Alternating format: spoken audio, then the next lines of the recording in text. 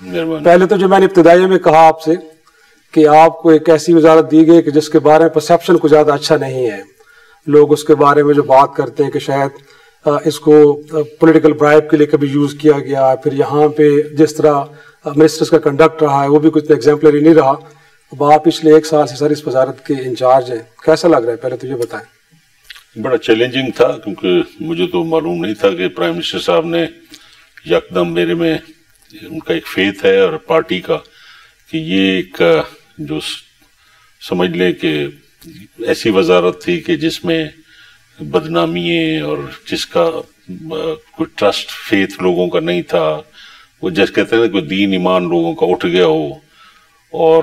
پھر اس ٹرسٹ کو بنانا، اس کو پھر اسٹریم لائن کرنا، اور ایک ایسے جیسے سمندر میں ایک خراب شپ کھڑی ہو اور اس کو چلانے کے لیے پھر آپ کو وقت لگتا ہے، لیکن جب چل پڑے شپ تو پھر 7 سمندر پار چلی جاتی ہے. تو پہلے 3-4 مہینے تو میں بڑا ڈسٹربڈ رہا ہوں کہ میں سمجھ رہا تھا کہ یار اس میں بہت زیادہ خرابی اور انٹرفیئرنس ہے، اور میں شاید شکست کھا گیا ہوں، میں اس کو شاید کنٹرول نہ کر سکوں. اور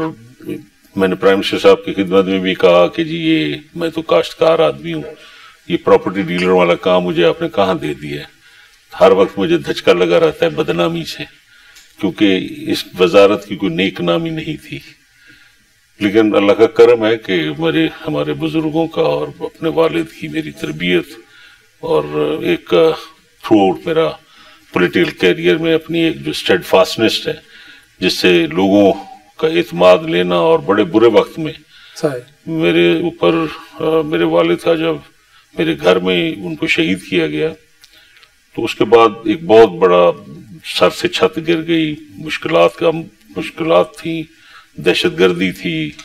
اور وہ اسلام کی جنگ شروع تھی، شیعہ کافر تھے، پتہ نہیں کیا کیا فیس کرنا پڑ رہا تھا، اور ہر لمحے ہر گھڑی جی خیال کریں آپ کو مار دیا جائے گا. تو وہ ایک قوت ایمان تھی کہ جب اللہ تعالیٰ نے پیدا کی ہے تو وہ بہت طاقتور ہے. جو زندگی اس نے دی ہے وہ کسی کو کوئی نہیں ہلا سکتا. میں نے پھر نہ کبھی سیکیورٹی کی نہ کچھ. اب کیونکہ سرکار کے ہم کھاتے میں آ گئے ہیں تو اب تو وہ سرکار خود اپنے وزیر کی حفاظت کرتی ہے، ریاض پیرزادے کو تو نہیں کرتی.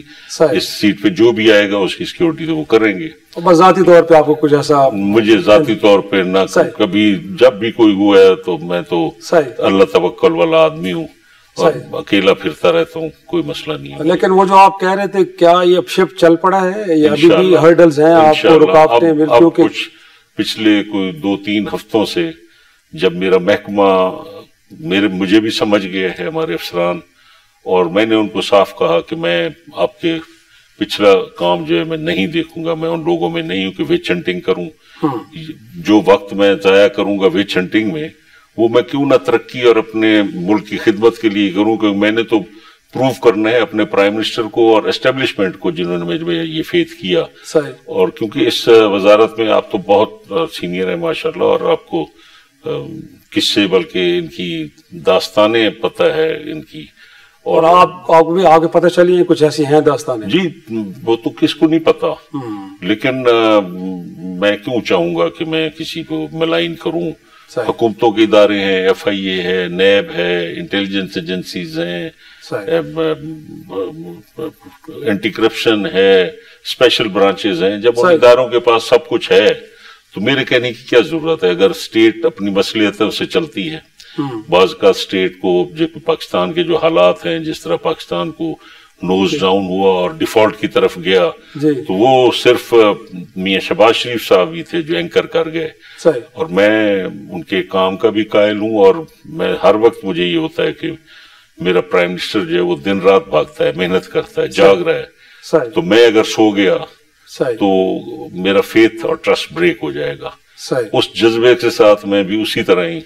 کوشش کرتا ہوں کہ وقت پہ آؤں، وقت پہ جاؤں. اپنے افسران کو کہا، اور ماشاءاللہ مجھے FGHA میں، PHA میں اب ہمارے افسران کو پتہ چل گیا ہے، اور ان کو فری ہینڈ میں نے کہا ہے کہ اپنے اختیارات استعمال کریں آپ، اور کسی سے گھبرانے کی ضرورت نہیں ہے. میں اگر وزیر ہوں تو پولیٹیکل سائیڈ جو ہے وہ مجھے پتہ ہے کہ جب سے میں آیا ہوں تو لوگوں کو پہلے جو عادتیں تھیں تو وقتاً فقتاً بڑی لیول سے آتی ہیں سفارشیں تو وہ میرا کام ہے دیکھنا, آپ کا کام نہیں ہے, آپ اپنا کام کریں. لیکن بطور وفاقی وزیر کوئی پریشرز, کوئی پولیٹیکل انٹرونشنز, کوئی اس طرح کی چیزیں محسوس کرتے ہیں؟ ظاہر ہے کہ ایک یہاں پہ ٹرینڈ سیٹ تھا تو لوگ تو اسی حساب سے تھے نا. صحیح. تو پھر لوگوں کے کیونکہ ففڈم تھی لوگوں کی مختلف جگہوں پہ کارنرز میں, تو وہ تو ان کے ویسٹڈ انٹرسٹ تھے اور وہ بڑی کوشش انہوں نے کی کہ کسی طرح میں ملائن ہو جاؤں کہ جی فلانا اس کا فرنٹ مین ہے, یہ ہے یہ ہے. تو میرا تو کوئی فرنٹ مین نہیں, میرا تو ووٹر میرے فرنٹ مین ہے اور وہ سب جانتے ہیں کہ میرا جو کردار ہے. تو مجھے کسی کی کوئی پرواہ نہیں ہے اور میں نے صاف اپنے محکمے کو کہا کہ کوئی سوال جب آپ سے کرے کمیٹیوں کی میٹنگ میں کہ آپ کو کہیں کہ یہ کیوں ہوا ہے تو کہیں جی منسٹر سے پوچھو. تو اللہ نے اتنی اخلاقی جرت مجھے دی ہے کہ میں اپنا محکمے کی جو کے لیے سٹینڈ بھی لے سکتا ہوں اور اپنے کردار کی بنیاد پر جو میں نے پورا سیاسی زندگی میں جو میری خیرپور ٹامے والی, حاصل پور اور بھاول پور جب میں الیکٹ ہوا پورا, جب سے اب ماشاءاللہ 6ٹھی دفعہ تو میں MNA کنزیکٹیولی آ رہا ہوں. اور صوبے میں بھی جب میری اس وقت ورث بھی کوئی نہیں تھی لیکن تب سے ہی لوگوں نے تو میرے پہ اعتماد کی ہے. میں نے چاہے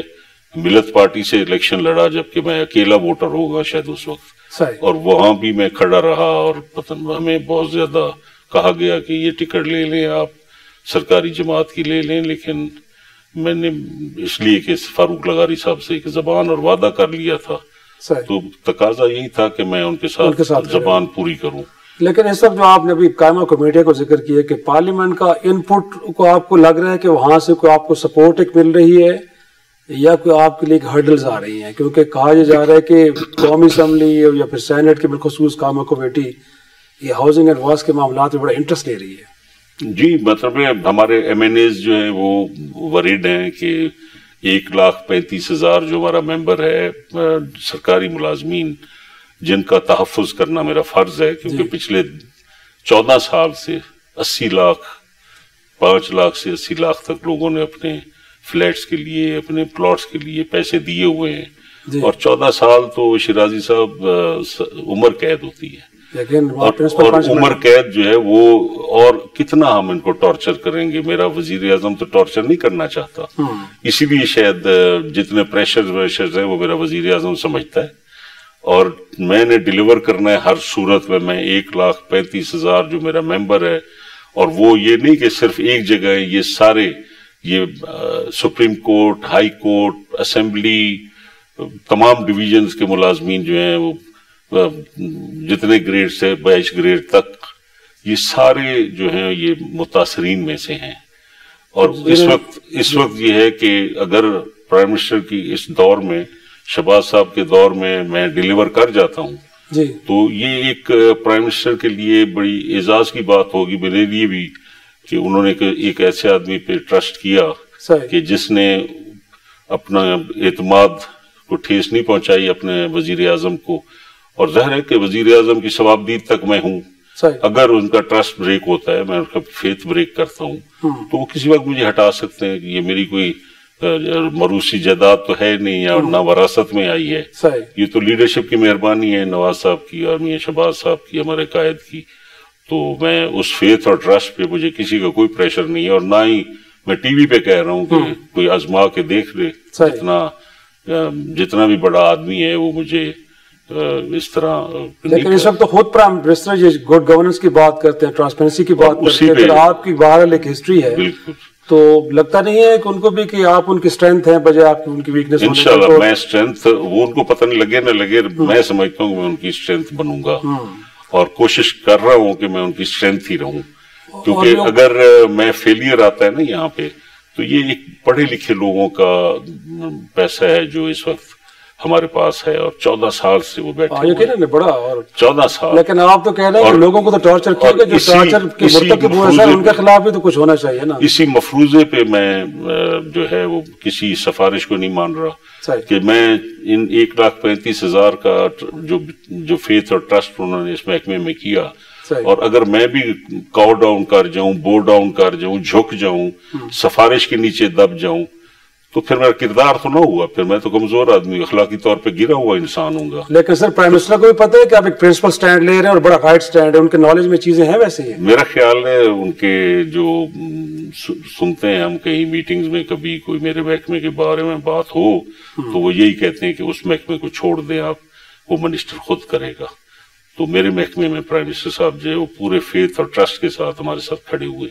صحیح. اور ایک اسپیشل ٹاسک فورس بھی بنی ہے، لگتا ہے کہ وہ بھی سپورٹ کیا میں نے، ہم نے اس کے اوپر محنت کر رہے ہیں. لو ہاؤسنگ انکم اسکیم جو ہے اس کو پرائم منسٹر صاحب کی پرائرٹی ہے کہ لو ہاؤسنگ اسکیم، انکم اسکیم جو غریب لوگوں کے لیے، ظاہر متوسط طبقہ، ایک غریب آدمی تو گھر نہیں بنا سکتا، لیکن ایک لوور مڈل کلاس جو ہے یا مڈل کلاس، ان کے لیے ایسے گھر بنائے جائیں جو افورڈیبل ہوں. اور وہ آج ہماری اے ڈی بی پی سے بھی ملاقات تھی، ان کے نمائندے آئے ہوئے تھے اور ان کے ساتھ ہماری کوئی 3 گھنٹے ملاقات ہوئی. میرا سیکرٹری صاحب تھے، سارا ہمارے باجوہ صاحب تھے